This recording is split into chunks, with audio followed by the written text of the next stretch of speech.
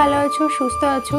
আর সকাল সকাল আমি আমার ব্লগটা শুরু করছি বড়দের আশীর্বাদ আর ছোটদের ভালোবাসা নিয়ে। দেখতেই পাচ্ছ সকালবেলা চলে গেছি কিন্তু ফুল তুলতে। তোমরা তো সবাই জানো আমি আছি এখন বাপের বাড়ি। আর এই জবা ফুলের কালারটা কি মিষ্টি, তাই না? খুব সুন্দর লাগছে। আর কথা বলতে বলতে ফুলগুলো তুলে নিয়েছি, তারপরে চলে এসেছি বাড়ি।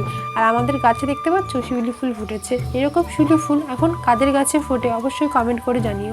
আর দেখতে পাচ্ছ আমাদের বাড়ির জায়গাটা কিন্তু অনেকটা বড় এরিয়া নিয়ে, তাই অনেক রকম ফুল গাছ লাগানো আছে আমাদের বাড়িতে। আর এই বেল ফুলগুলো কি সুন্দর লাগছে না?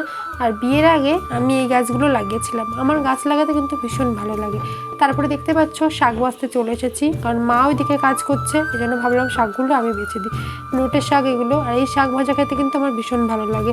দেখতে পাচ্ছ শাকগুলো বাছা হয়ে গেছে, তারপরে আমার মা ধুচ্ছে বাসন, দেখতেই পাচ্ছ। আর আমাদের এই সাইডটা একটু নোংরা নোংরা লাগছে। তোমরা হয়তো ভাবতে পারো যে এরকম নোংরা কেন। কি বলো তো, আমাদের এখানে না রাস্তা হচ্ছে নতুন করে আবার, এই জন্য বাড়ির সামনের যে বেড়া দেওয়া ছিল সেগুলো এখন আর নেই। দেখতে পাচ্ছ রাস্তা হচ্ছে, এখনও অনেকটা দেরি আছে, রাস্তা হয়নি এখনও কমপ্লিট। আর আমাদের বাড়ি যেহেতু গ্রামের মধ্যে, তোমরা সবাই জানো আমাদের গ্রামের মধ্যে বাড়ি, আর আমাদের বাড়ির জায়গাটা যেহেতু অনেকটা বড় না, এই জন্য অনেক রকম সবজি চাষও আমাদের বাড়িতে করা হয়। যেমন নিজেদের খাওয়ার মতো অনেক কিছু হয়ে যাবে। হ্যালো বন্ধুরা, good morning, welcome back to my channel রিয়া007-এ সবাইকে স্বাগত, অনেক অনেক ভালোবাসা। আশা করি তোমরা সবাই খুব ভালো আছো, সুস্থ আছো। আর আমিও ভালো আছি, সুস্থ আছি। দেখতেই পাচ্ছ সকাল সকাল আমি আমার ব্লগটা শুরু করে দিয়েছি। আর এখন বাজে সকাল 6টা। দেখতেই পাচ্ছ ঘুম থেকে উঠে চলে এসেছি, কারণ রাতে ছিল না একদম কারেন্ট, এই জন্য ঘুম হয়নি, এই জন্য সকাল সকাল ঘুম থেকে উঠে পড়েছি। আর এই যে আমাদের বাড়ির পিছনে বাগানটাই এসেছি, দেখতেই পাচ্ছ চারিদিকটা পুরো সবুজ সবুজ। আর আমার মা পাড়ছে এখন আম, কারণ আমের চাটনি করা হবে। আর এগুলো আমাদেরই আম বাগান, প্রচুর আম হয়েছিল, কিন্তু একটা আমও এখন আর নেই, সবাই পেরে পেরে নিয়ে চলে যায়, বলারও প্রয়োজন মনে করে না। দেখতেই পাচ্ছ সকাল সকাল ব্লগটা শুরু করেছি। আজ আমি সারাদিন কী কী করি সেটা তোমাদের সাথে শেয়ার করব। অবশ্যই ভিডিওটা কন্টিনিউ দেখতে থাকো, কে স্কিপ করবে না। দেখতেই পাচ্ছ সূর্যি মামা কিন্তু সকাল সকাল উঠে চলে এসেছে, তাও মাঠে একটু হাওয়া আছে। আর মাঠের পরিবেশটা আমার ভীষণ ভালো লাগে। আর আমাদের বাড়ির পিছনে যেহেতু মাঠ বাগান, আমি বাড়ি আসলে আসি। আর তোমরাও দেখো, আর তোমাদের কার কার গ্রামের পরিবেশ ভালো লাগে অবশ্যই কমেন্ট করে জানাতে ভুলো না। এই যে ভিডিওটা কন্টিনিউ করো তাহলে।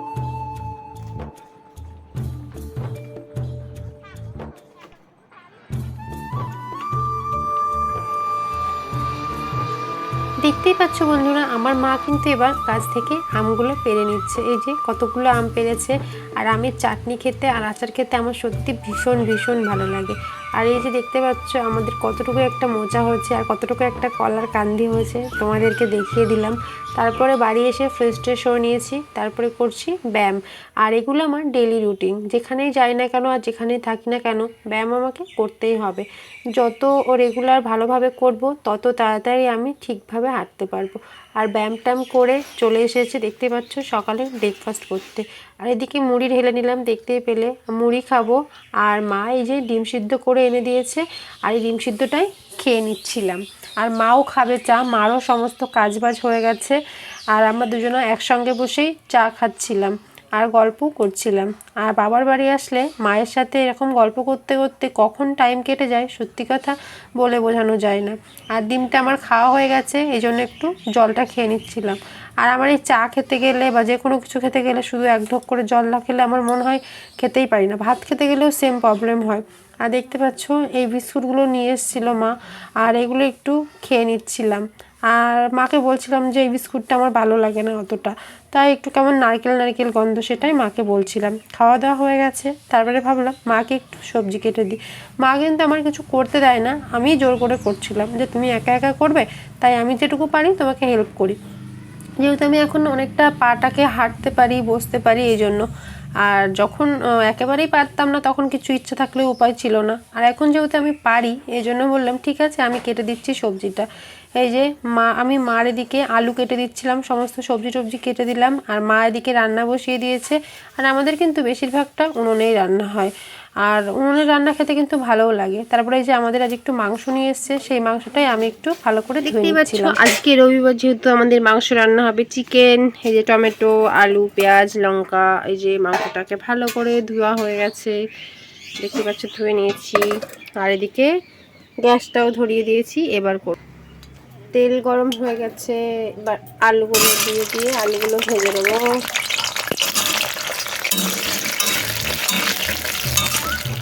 দেখতেই পাচ্ছ বন্ধুরা, আজ কিন্তু আমি রান্না করছি। আজ মোটামুটি 3.5 মাস পর মনে হয় আমি গেলাম রান্নাঘরে রান্না করার জন্য। এতদিন তো আমি ইচ্ছে থাকলেও যেতে পারতাম না, এখন যেহেতু একটু হাঁটতে পারি তাই আমি মার কাছে জোর করে গিয়ে বললাম আমি রান্না করব। আর অনেকদিন রান্নাও করা হয়নি, আর রান্না করতে কিন্তু আমার ভীষণ ভীষণ ভালো লাগে। আর মা বললো তাহলে ঠিক আছে তাহলে কর। এই যে দেখতেই পাচ্ছ বন্ধুরা, আলুগুলো কিন্তু আমি ভেজে নিলাম, মাংসের আলু।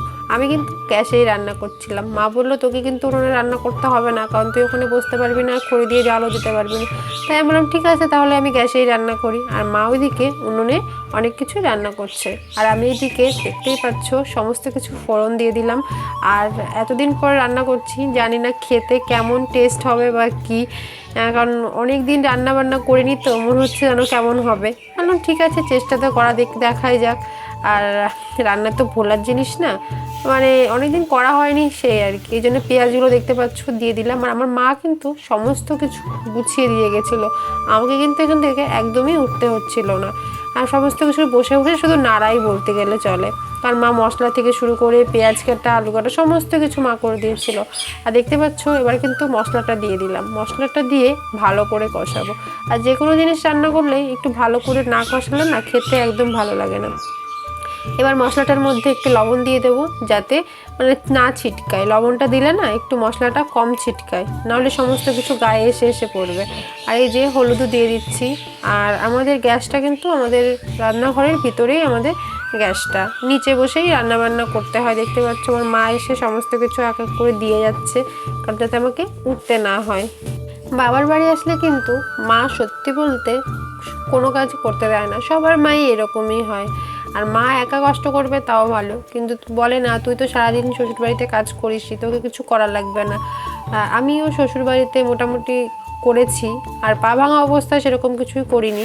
আর এই যে আমার কিন্তু মশলাটা কষানো হয়ে গেছে, আর তেলও ছেড়ে দিয়েছে। দেখতে পাচ্ছ কতটা সুন্দর লাগছিল। আর এই যে চিকেনের লেগ পিস, আমার এই চিকেনের নরম মাংসগুলো সলিড খেতে ভালো লাগে না, একটু হাড় জাতীয় মাংসগুলোই খেতে ভালো লাগে। তাই দেখতে পাচ্ছ লেগ পিসটা নিয়ে এসেছিলো, আর মাংসগুলো আমি এবার দিয়ে দিচ্ছি।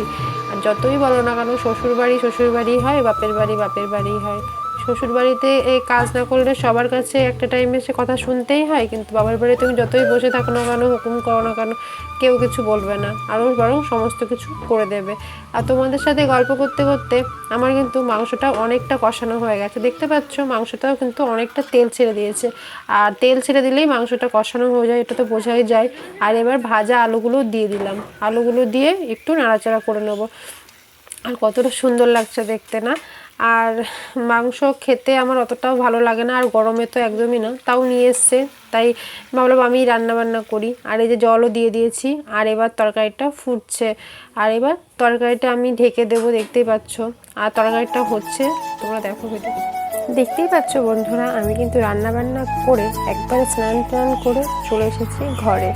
এসে মাথাটাও একটু হাঁচড়ে নিচ্ছিলাম চুলগুলো, আর মুখে একটু ক্রিম মেখে নিলাম। এই গরমে আর ভালো লাগে না, মনে হয় পারলে সারাদিনই জলের মধ্যে বসে থাকি, মানে এত গরম পড়ছে, একটু বৃষ্টিরও দেখা নেই, মানে একদম ভালো লাগছে না। দেখতে পাচ্ছ টিপটা পরে নিচ্ছি। এবার চুলটা একটু বেঁধে নিলাম, যেহেতু আমি শাড়ি পরিনি এই জন্য মাথায় ওনাটা দিয়ে নিলাম। আর এবার একটু সিঁদুর পরে নেব। আর মানে স্নান করার পরে সিঁদুরটা তো পরতেই হয়, কারণ সিঁদুর না পরলে মেয়েদের একদমই ভালো লাগে না। আর গলায় কেন সিঁদুর দেয় জানি না, সবাই দিচ্ছে জন্য আমিও দিলাম। কণ্ঠে কেন সিঁদুর দেয় তোমরা যদি কেউ জানো তাহলে আমাকে অবশ্যই কমেন্ট করে জানিও। তারপর দেখতে পাচ্ছ মা খাবার দিয়ে চলে গেছে ঘরে, ভাত, তারপরে উচ্ছে দিয়ে পুঁটি মাছ দিয়ে তরকারি, চিকেন, বড়া ভাজা, শাক ভাজা, অনেক কিছু মা রান্না করেছিল। আমি শুধু চিকেনটা রান্না করেছিলাম, তোমরা তো দেখলেই সেটা। এবার খেয়ে নিচ্ছি।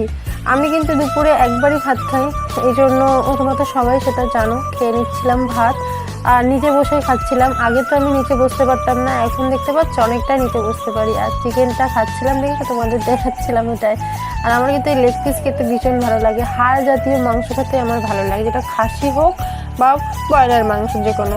আর আমি এবার ভাতটাগুলো খেয়ে নিলাম, দেখতে পাচ্ছ। আর মা কিন্তু আমের চাটনিও করেছিল, আর এই গরমে আমের চাটনি খেতে কিন্তু ভীষণ ভালো লাগে। প্রত্যেক দিন আমার মা এখন আমের চাটনি করে, কারণ আমি ভালোবাসি তাই।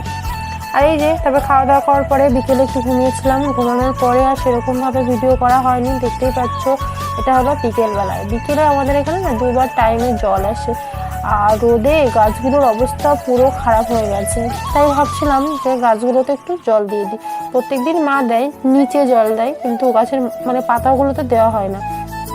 তাই আমি ভাবলাম গাছের পাতাগুলোতে একটু জল দিয়ে দিই, কারণ পাতাগুলো পুরো শুকিয়ে গেছে, একদম পদ্ম ফুলের পাতাগুলো একদম শুকিয়ে গেছে। আর এই জন্য সব কিছু গাছে একটু একটু করে জল দিয়ে দিচ্ছিলাম। আর জল দিলে গাছগুলো একটু বাঁচবে, কিন্তু যতই জল দিই না কেন আকাশ থেকে যদি বৃষ্টি না হয় না, এই কোনো জলে কিছু হয় না। আর তাও যেটুকু দেওয়া যায় আমি গাছগুলোতে জল দিয়ে নিই। তোমরা ভিডিওটা কন্টিনিউ দেখতে থাকো।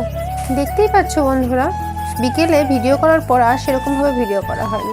তারপরে সন্ধ্যা হয়ে গেছে। সন্ধ্যা হলেই আমার যেন মনে হয় কি খাবো এরকম একটা মনে হয়। তারপরে মনে হলো অনেকদিন তো চাউমিন খাওয়া হয়নি, তাহলে একটু চাউমিন করাই যাক। আর ওইদিকে চাউমিনের জন্য আমি সমস্ত কিছু কিন্তু কেটেও নিয়েছি।